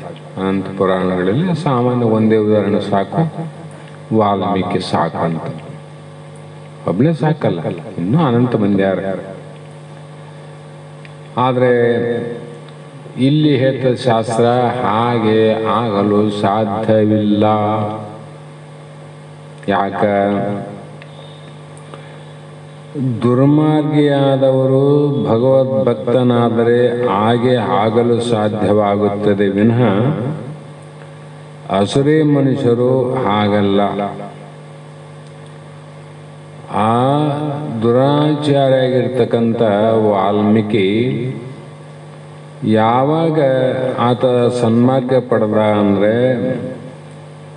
ನಾರದರ ಸಹವಾಸ, ನಾರದರಿಗೆ ಭಕ್ತನಾದಾಗ ಮಾತ್ರ ಅವನಿಗೆ ವಾಲ್ಮೀಕಿ ಅಂತ ಆದ. ಮತ್ತೆ ಎಲ್ಲಿ ಬರೋಕು ನಾವು? ಮತ್ತೆ ಮಹಾತ್ಮರಿಗೆ ಶರಣ ಹೋಗಬೇಕು. ಗುರುಗಳಲ್ಲಿ, ಪರಮಾತ್ಮ ಭಗವಂತನಲ್ಲಿ, ಹಿರಿಯರಲ್ಲಿ, ಜ್ಞಾನಿಗಳಲ್ಲಿ ವಿಶ್ವಾಸ ಇರಬೇಕು. ಆಗ ಮಾತ್ರ ಸಾಧ್ಯ ಆಗ್ತದೆ. ಕೆಲವು ಮಂದಿ ಹಿಂಗೆ ಹೇಳ್ಕೊಂತ ಬಂದರು, ಏನೇನ ಪಾಪ ಮಾಡಪ್ಪ, ಎಷ್ಟೋ ಮಂದಿ ಉದ್ಧಾರ ಆಗಿಲ್ಲ, ಶಿವ ಅಂದ್ಬಿಡು ಅಂತ ಹಿಂಗೆ ಹೋಗೋದು ಜನ. ಆದರೆ ಯಾಕಂದರೆ ಮಹಾತ್ಮರ ಮಾತಿನಲ್ಲಿ ವಿಶ್ವಾಸ ಅದಲ್ಲ, ವಿಶ್ವಾಸ ಆಯ್ತು. ಆದರೆ ಪರಮೇಶ್ವರ ದ್ವೇಷ ಇದು ಭಾಳ ಕಠಿಣ. ಮಹಾತ್ಮನ ಮಾತಿನಲ್ಲಿ ಸದ್ಗುಣದಿಂದ ಒಳ್ಳೆಯವನಾಗ್ತಪ್ಪ, ಇದು ಬಿಡು ಅಂತ ಹೇಳ್ದ. ಆತ್ಮನ ಮಾತಿನಲ್ಲಿ ವಿಶ್ವಾಸ ಇಟ್ಟು ಒಳ್ಳೆಯವನಾಗಲಿ. ಪರಮಾತ್ಮ ನೀನೆಂತ ಗುರುನಾಥ್ ಹೇಳ್ತಾನಲ್ಲ, ಪರಮಾತ್ಮನಲ್ಲಿ ದ್ವೇಷ ಆಗಲಿಲ್ಲ ನನಗೆ, ಮತ್ತೆ ಎಲ್ಲಿ ಓದಿ ಮತ್ತೆ ನರಕಕ್ಕೆ ಹೋಗೋನು. ಈದಿಂದ ಆತ್ಮ ಅನ್ನುವಂಥ ಶಬ್ದದಲ್ಲಿ ಪರದೇಹೇಶು ಪ್ರದ್ಯುಂಶಿತ ಅಂತ ಒಂದು ಮಾತು ಹೇಳ್ತಾರೆ. ಆತ್ಮ ದೇಹೇಶು ಅಂದರೆ ಅಸುರೀ ಪುರುಷರ ದೇಹವನ್ನು ಗರಿಸದೆ ಅಸುರೀ ಪುರುಷರಿಗಿಂತ ಬೇರೆಯಾದ ಅವರ ಭಾರ್ಯ ಪುತ್ರಾದಿಗಳ ದೇಹವನ್ನು ಗ್ರಹಿಸಬೇಕು. ಹೀಗೆ ಗ್ರಹಿಸುವುದರಿಂದ ಮಾಮಾತ್ಮ ಪರದೇಹೇಶು ಪ್ರದ್ವಿಷಂತೆಂಬ ವಚನಕ್ಕೆ ಮುಂದಿನ ಅರ್ಥ ಪ್ರಾಪ್ತಿ ಆಗ್ತಂತರವರು. ಹೇಗೆಂದರೆ ಯಾವ ಪಾಪದ ಗುಣಗಳಿರುವಂಥ ಜೀವ ಪ್ರೇಮಕ್ಕೆ ವಿಷಯವಾಗಿರುವ ಶಬ್ದ ತಮ್ಮ ದೇಹದಲ್ಲಿರುವ ಬಾಹ್ಯ ಪುತ್ರಾದಿಗಳು, ಸತಿ, ಪುತ್ರ, ಮಿತ್ರ, ಕಳತ್ರ ಎಲ್ಲರೂ ತಗೋಬೇಕು. ಅವರುಗಳ ಬುದ್ಧಿ ಮತ್ತು ಕರ್ಮಾದಿಗಳಿಗೆ ಸಾಕ್ಷಿ ರೂಪವಾಗಿಯೂ ನಿರತಿಶಯ ಪ್ರೀತಿಗೆ ವಿಷಯವಾಗಿಯೂ ಇರುವ ಪರಮೇಶ್ವರ ದ್ವೇಷದ ಸ್ವರೂಪವೇನೆಂದರೆ ಪರಮೇಶ್ವರ ಅಜ್ಞಾನ ರೂಪನಾದ ಶ್ರುತಿ ಸ್ಮೃತಿ ಶಾಸ್ತ್ರಗಳಲ್ಲಿ ಹೇಳಿದ ಅರ್ಥವನ್ನು ಅನುಷ್ಠಾನ ಮಾಡದೆ ಉಲ್ಲಂಘಿಸಿದರೆ ಅದು ಪರಮೇಶ್ವರನ ದ್ವೇಷ ಮಾಡಿದಂಗಂದ್ರು. ನಾವೇನು ಯಾರಿಗೇನು ಕೆಟ್ಟವು ಮಾಡ್ಯವಪ್ಪ ಅಂತ ಅಂತೀವಿ ಸಹಜ. ಯಾರಿಗೆ ಕೆಟ್ಟವು ಮಾಡಿವಿ? ಅವ್ರ್ಯಾಕೆ ನಮ್ಮ ಮೇಲೆ ಹಿಂಗೆ ಮಾಡ್ತಾರೆ? ನೀನು ಯಾರಿಗೆ ಮಾಡಿಲ್ವೋ ತಮ್ಮ ಮಾಡಲಿ ಬಿಡ್ಲಿ ಇವೇನು ಲೆಕ್ಕಕ್ಕಿಲ್ಲ. ಅದು ಮಹಾಪಾಪದಲ್ಲಿ ಬರೋದೇನೆಂದರೆ ಶ್ರುತಿ ವಾಕ್ಯಗಳನ್ನು, ಸ್ಮೃತಿ ವಾಕ್ಯಗಳನ್ನು, ಗುರುಜ್ಞಾನಿಗಳ ವಾಕ್ಯಗಳನ್ನು ನೀನು ಪರದೇಹ, ನೀನು ಮಗ ಅಲ್ಲ, ನೀನು ಹೆಂಡತಿ ಅಲ್ಲ, ನೀನು ಮಿತ್ರ ಅಲ್ಲ, ಕಳತ್ರಲ್ಲ, ನಿನಗೆ ಬರೇ ಸಂಬಂಧ ಅನ್ನುವಂಥ ಈ ದೇಹಗಳಲ್ಲಿ ಎಷ್ಟು ಪ್ರೀತಿ ವಿಶ್ವಾಸ ಇಟ್ಟಿದ್ದಿಲ್ಲ. ನಿನ್ನ ಮಗ ಅಲ್ಲ ಅಂದರೆ ಏನಂತಿದ್ದಿ ನೀನು? ಖಡ್ಗ ಕೊಡ್ಲಿವರೆಗೆ ಬರ್ತಾವ, ಚಾಕಚೂರಿ ಬರ್ತಾವ. ನಿನ್ನೇಂತ ಅಲ್ಲಕೆಂದ್ರೆ ಏನೇನೋ ಗದ್ದಾನ ಗದ್ದಲ ನಡೆದು ಹೋಗ್ತಾವಲ್ಲ. ಪರಮಾತ್ಮ ನೀನೊಂದಾಗ ಪರಮಾತ್ಮ ನೀನಿಂದ ನಮ್ಮ ನಾಚಿಗೆ ಬರೋಕಲ್ಲ. ಅವು ಪರದೇಹ, ಅವು ಬೇರೆವೇ ನೀನಲ್ಲ ಅಂದ್ರೆ ಇಷ್ಟಿಟ್ಟು ಬಂತು. ನೀನೇ ಪರಮಾತ್ಮನಾಗಿದ್ದು ನೀನೇ ಶಿವಸ್ವರೂಪ ಅಂದರೆ ನಿನಗ್ಯಾಕಪ್ಪ ಇಷ್ಟಿಟ್ಟು? ಇದು ಎಷ್ಟು ಆಶ್ಚರ್ಯ ಆದಂತ. ಈ ರೀತಿ ತಿಳ್ಕೊಂಡಿದ್ರೆ ನಿನ್ನಲ್ಲಿ ಏನಾದಂತ ಅರ್ಥ? ಪುತ್ರ ಕಳತ ಸರಿಸುದಾದಿಗಳಲ್ಲಿ ವಿಶ್ವಾಸ ಅದ, ಪರಮಾತ್ಮನಲ್ಲಿ ವಿಶ್ವಾಸ ಇಲ್ಲ ಅಂದಾಗ ನೀನು ಅವನಿಗೆ ವೈರಿ ಆದಿವಿನ ದ್ವೇಷ ಮಾಡಿದಂಗಲ್ಲ. ಮತ್ತು ನಾನು ಯಾರಿಗೆ ಮಾಡಿ ನಿಂತಿದ್ದಲ್ಲಪ್ಪ. ನಾನೇನು ಮಾಡೀನಿ, ನಮ್ಮ ಮಗನ ಕೇಳ್ರಿ, ಸೊಸೆನ ಕೇಳ್ರಿ, ಮನೆಗೇನು ಸಣ್ಣ ಪುಟ್ಟ ಏನು ಇಟ್ಟು ಹೊಗೆ ಗದ್ದಲದ ಹೊಗೆ ಬಂದ್ರೆ ಎಲ್ಲಾನು ಕೂಡಿಸ್ತೀವಿ. ಇಲ್ಲಿ ಬಾರ್ಲ ನಿನ್ನ ಹೇಳ್ತೀನಿ ಕರೆಯಲ್ಲ, ನಿಮ್ಮ ಮೋಹನ್ ಕರೆಯಲ್ಲ, ನಾನೇನಂದ್ರಿ, ನಾನು ನಿನಗೇನಂದ್ರಿ, ಇಷ್ಟು ವಿಚಾರ ಮಾಡ್ತೀವಿಲ್ಲ. ಪರಮಾತ್ಮನ ವಾಣಿಗಳನ್ನು ಎಂದಾನ ಕುಂತು ವಿಚಾರ ಮಾಡಿವೆ. ಇದಕ್ಕೇನು ವಿಚಾರ ಮಾಡಕ್ಕೆ ನಮ್ಮ ಹೆಂಡರ ಮಕ್ಕಳು ನಮ್ಮಿಂದ ಬರ್ಬೇಕಂತೇನಿಲ್ಲ. ನಮ್ಮನ್ನು ನಾವು ತಿಳ್ಕೊಬೇಕಾಯ್ತು. ನಮ್ಮನ್ನು ನಾವು ವಿಚಾರ ಮಾಡಲಾರ್ದೆ ನನ್ನ ದೇಹ ಯಾವುದು ನಿಂದಂತೀನಿ ಆ ದೇಹ ಪರಮಾತ್ಮ ಸ್ವರೂಪ ಅಂತ ಹೇಳಿದ್ರೆ ನಂದಲ್ಲ ಅಂತಿದ್ದಿ. ನಿನ್ನ ವಲ್ಲದ ಇವೆಲ್ಲ ಅವೆಲ್ಲ ನಾನು ಅಂತಿಲ್ಲ ಅಂದರೆ ಇವರಲ್ಲಿದ್ದಂಥ ಪ್ರೇಮ ಪರಮಾತ್ಮನಲ್ಲಿ ಇಲ್ಲ ಅಂತ ಆಯ್ತು. ಇಲ್ಲದಕ್ಕೆ ದ್ವೇಷ ಅಂದರು. ಹಾಗಾಗಿ ಇಲ್ಲಿ ಮಹಾತ್ಮರಾದ ನಿಜಗುಂಡ್ರು ಒಂದು ಮಾತು ಹೇಳ್ಯಾರ ಭಾಳ ಚಂದ. ಆ ನಿಜಗುಂಡ್ರಿ ಶಾಸ್ತ್ರ ಬಿಟ್ಟು ಏನಿಲ್ಲವೇ ಇಲ್ಲ. ಅವರು ಕೈವಲ್ಯ ಪದ್ಧತಿಯಲ್ಲಿ ಪ್ರಥಮ ಪದ್ಯದಲ್ಲಿ ಮನಸ್ಸಿಗೆ ಬಂದಂತೆ ನಡೆಯದಿರು ಈಹದಲ್ಲಿ ಅಂದರು. ಅಂದರಲ್ರಿ, ನಿನ್ನ ಮನಸ್ಸು ಏನಂತದ ಹಂಗೆ ನಡಿಲಿಕ್ಕೆ ಹೋಗ್ಬೇಡಪ್ಪ ಈಹದಲ್ಲಿ. ಈಗ ವರ್ತಮಾನ ಲೋಕದಲ್ಲಿ ಜಗತ್ತಿನಲ್ಲಿ ಹುಟ್ಟಿದ ಮೇಲೆ ಮನಸ್ಸಿಗೆ ಹೋಗ್ಬೇಡ. ಯಾಕಂದ್ರೆ ನಿನ್ನ ಮನಸ್ಸು ಮಹಾತ್ಮರಿಗೆ ಸೈ ಅಂತ ಯಾವುದಕ್ಕಂತಾರ ಅದರಂಗ ನಡಿ ಅಂದ್ರು ಅವರು. ವೇದಗಳು, ಶ್ರುತಿಗಳು, ಸ್ಮೃತಿಗಳು, ಜ್ಞಾನಿಗಳು, ಸಂತರು ಹೀಗೇ ನೀನು ಹೋಗಪ್ಪ ಅಂತ ಏನು ಹೇಳ್ಯಾರ ಅದರಂಗ ನಡಿ. ನಾವು ಹೆಂಗೆ ನಡಿಕತ್ತೀವಿ? ಕೇಳುವಾಗನೇ ಇವು ಕಷ್ಟ, ಅದ್ರಂಗ ನಡೆದರೆ ಎಷ್ಟು ಕಷ್ಟ ಅದು ನಾವು ತಿಳ್ಕೊಂಡೀವಿ. ಹಂಗಿಲ್ಲ. ಎಷ್ಟು ಕೇಳಿವಿ ಅಷ್ಟು ನಡೆ, ಎಷ್ಟು ಬರ್ತಾವ ಅಷ್ಟೇ ನಮಗೆ ಆನಂದ ಆದವಿನ ಕಷ್ಟ ಅನ್ನೋದು ಇಲ್ಲವೇ ಇಲ್ಲ. ಆದರೆ ನಮಗೆ ಭಯ ಆಗ್ಯದ, ಭೀತಿ ಆಗ್ಯದ. ಅದಕ್ಕೆಲ್ಲ ಕಾರಣ ಇವೆಲ್ಲ ಅಸುರಿ ಗುಣಗಳಂತ. ಹಾಗಾಗಿ ಈ ರೀತಿ ಈ ಲೋಕದಲ್ಲಿಯೂ ರಾಜರೇ ಮೊದಲಾದ, ಶ್ರೀಮಂತರೇ ಮೊದಲಾದವರು, ದೊಡ್ಡವರು, ಆಜ್ಞೆಯನ್ನು ಉಲ್ಲಂಘಿಸಿದವರು, ಅವ್ರು ಯಾರೇ ಇರಲಿ, ಬಡವಿರಲಿ, ಶ್ರೀಮಂತರಿರಲಿ, ದೊಡ್ಡವರಲ್ಲಿ, ಚಿಕ್ಕವರಲ್ಲಿ, ಈ ಪರಮೇಶ್ವರನ ಮಹಾತ್ಮನ ಮಾತನ್ನು ಯಾರು ಉಲ್ಲಂಘನೆ ಮಾಡ್ತಾರ, ಅಲ್ಲಗೆಳ್ತಾರ, ಅವರಿಗೆ ಶಿಕ್ಷಾ ರೂಪ. ಏನಪ್ಪ ಶಿಕ್ಷೆ ಅಂದರೆ ನರಕಲೋಕವೇ ಪ್ರಾಪ್ತಿ. ನಾವು ನರಕದಿಂದ ಕಡಿಗಾಗಬೇಕಂತ ಬಂದೆವು, ನರಕದಾಗ ಇರ್ಬೇಕಂತ ಬಂದೀವಿ. ಕಡಿಗಾಗ ಬಂದ್ಮೇಲೆ ಕಡೆಗಾಗುವ ಮಾರ್ಗವನ್ನು ಹಿಡಿದು ಹೋಗುವಿನ ಮತ್ತು ನರಕದಲ್ಲಿ ಕೂಡುವ ಮಾರ್ಗವನ್ನು ನಾವು ಹಿಡಿಬಾರದು. ಹಿಡಿದ್ರೆ ಏನಾಗ್ತದ ಅಂದರೆ ಅದು ಮೇರುಗಿರಿ ಪರ್ವತ ಇರುವುದು ಒಂದು ದಿಕ್ಕಿಗೆ, ನಮ್ಮ ಪ್ರಯಾಣ ಮತ್ತೊಂದು ದಿಕ್ಕಿಗೆ. ಅದು ಉತ್ತರಕ್ಕಿದ್ರೆ ನಾವು ದಕ್ಷಿಣಕ್ಕೆ ಪ್ರಯಾಣ ಮಾಡ್ತೀವಿ. ಎಂದು ಬರ್ತದದು? ಈ ಜನ್ಮದಲ್ಲಿ ಬರೋದಿಲ್ಲ. ಮುಂದೆ ಎಷ್ಟೋ ಜನ್ಮ ಬಂದರೂ ಅದೇ ದಿಕ್ಕು ಹಿಡದಂದ್ರೆ ಅದೇ ಬರ್ತದೆ ವಿನ ಆ ಪರ್ವತ ನಿನಗೆ ಸಿಗೋದಿಲ್ಲ.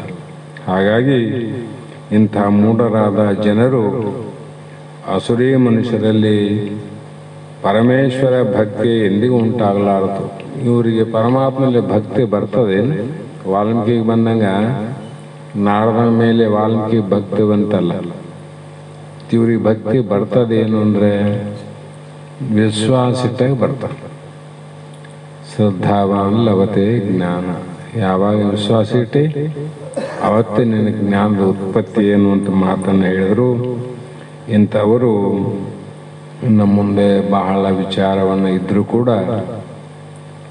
ಇವತ್ತಿಗೆ ನಮ್ಮ ಹನುಮಂತು ಇವತ್ತು ತಮ್ಮೆದುರಿಗೆ 4 ಮಾತುಗಳನ್ನು ಆಡಿದ್ದು ಅದು ಬಹಳ ಸಂತೋಷದ ವಿಷಯ. ಕಾರಣ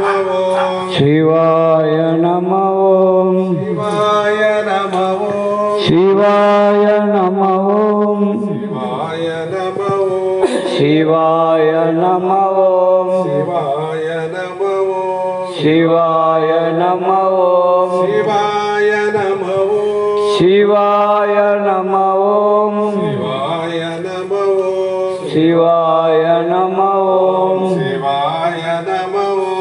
ಶಿವಾಯ ನಮಃ ಓಂ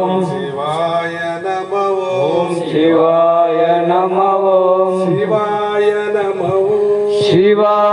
ನಮಃ ಓಂ ಶಿವಾಯ ನಮಃ ಓಂ ಶಿವಾಯ ನಮಃ ಓಂ ಶಿವಾಯ ನಮಃ ಓಂ ಶಿವಾಯ ನಮಃ ಓಂ ಶಿವಾಯ ನಮಃ ಓಂ ಜೈ ಗುರು ಜೈ ಗುರು ಜೈ ಗುರು ಜೈ ಗುರು ಜೈ ಗುರು ಜೈ ಗುರು ಜೈ ಗುರುನಾಥ ಜೈ ಗುರು ಜೈ ಗುರು ಜೈ ಗುರು ಜೈ ಗುರು ಜೈ ಗುರು ಜೈ ಗುರು ಜೈ ಗುರುನಾಥ ಆರತಿಯನ್ನು ಬೆಳಗುವೆನು ಸಿದ್ಧಾರೂಢಗೆ ದರೆಯ ಜನರ ದುಃಖವ ಹರಿಸುವ ಶಿವನ ರೂಪಗೆ ದರೆಯ ಜನರ ದುಃಖವ ಕಳೆಯುವ ಶಿವನ ರೂಪಗೆ ಆರತಿಯನ್ನು ಬೆಳಗುವೆನು ಸಿದ್ಧಾರೂಢಗೆ ದರೆಯ ಜನರ ದುಃಖವ ಕಳೆಯುವ ಶಿವನ ರೂಪಗೆ ದರೆಯ ಜನರ ದುಃಖವ ಕಳೆಯುವ ಶಿವನ ರೂಪಗೆ ಮೂರು ಜೀವಿಗಳಿಗೆ ಸಾಕ್ಷಿಯಾದ ದೇವಗೆ ಮೂರು ಜೀವಿಗಳಿಗೆ ಸಾಕ್ಷಿಯಾದ ದೇವಗೆ ಹಾರು ಮತದ ಮರ್ಮ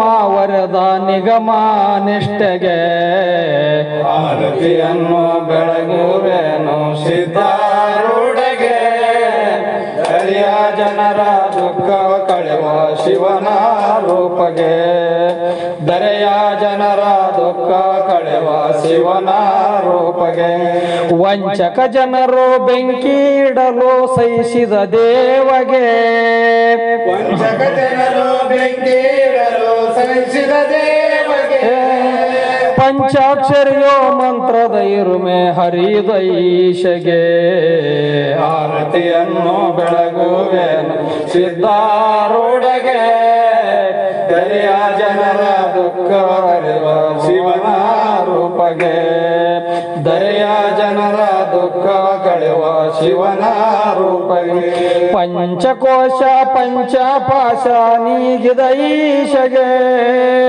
ಪಂಚಕೋಶ ಪಂಚಪಾಶ ನೀಗಿದ ದೇವಗೆ ಸಚ್ಚಿದಾದಿ ಕರ್ಮಗಳನ್ನ ದಯಿಸಿದ ದೇವಗೆ ಆರತಿಯನ್ನು ಬೆಳಗುವೆನು ಸಿದ್ಧಾರೂಢಗೆ ದರೆಯ ಜನರ ದುಃಖ ಕಳೆಯುವ ಶಿವನ ರೂಪಗೆ ದರೆಯ ಜನರ ದುಃಖ ಕಳೆಯುವ ಶಿವನ ರೂಪಗೆ ಓಂ ಚೈತನ್ಯಂ ಶಾಶ್ವತಂ ಶಾಂತಂ ವ್ಯೋಮಾತೀತ್ ನಿರಂಜನಂ ನಾದ ಬಿಂದು ಕಲಾತೀತಂ ತಸ್ಮೈ ಶ್ರೀ ಗುರುವೇ ನಮಃ ಶ್ರೀಮದ್ ಜಗದ್ಗುರು ಸಿದ್ಧಾರೂಢ ಸ್ವಾಮಿ ಮಹಾರಾಜ್ की जय श्री सद्गुरु शिवपुत्र महाराज की जय श्री सद्गुरु बसवानंद स्वामी महाराज की जय श्री सद्गुरु अभिनव निज महाराज की जय सकला साधु